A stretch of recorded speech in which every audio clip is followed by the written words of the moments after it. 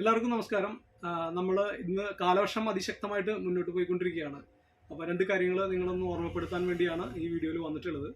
അപ്പോൾ ആദ്യത്തെ കാര്യം എന്താ വെച്ചാൽ, ഇന്ന് ഇൻഫെക്ഷണൽ ഡിസീസുകൾ കൂടാനുള്ള സാധ്യത ഇനി ഈ ഒരു മാസം ഏറ്റവും കൂടുതലായിട്ട് ഉണ്ടാവും എല്ലാവർക്കും.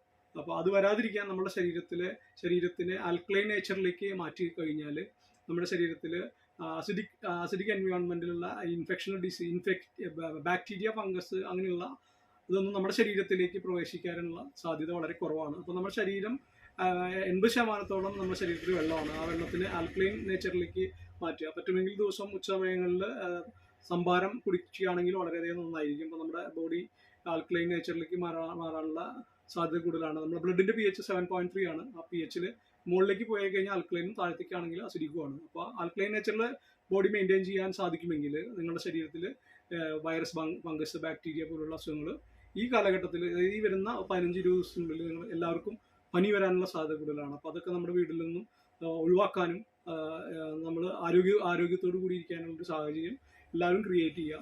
അപ്പോൾ എന്തെങ്കിലും തരത്തിലോ നിങ്ങൾക്ക് ഡൗട്ട്സ് എന്തെങ്കിലും ഉണ്ടെങ്കിൽ എൻ്റെ സ്ഥാപനമായിട്ട് ബന്ധപ്പെടാം. വാട്ടർ പ്യൂരിഫയർ രംഗത്ത് ഇന്ന് 15 വർഷത്തോളം എക്സ്പീരിയൻസ് ഉള്ള ഒരു സ്ഥാപനമാണ്. തൃശ്ശൂർ MG റോഡിനോട് ചേർന്നിട്ടുള്ള തന്നെ പാണ്ടി സമൂഹമടത്താണ് നമ്മുടെ സ്ഥാപനം സ്ഥിതി ചെയ്യുന്നത്.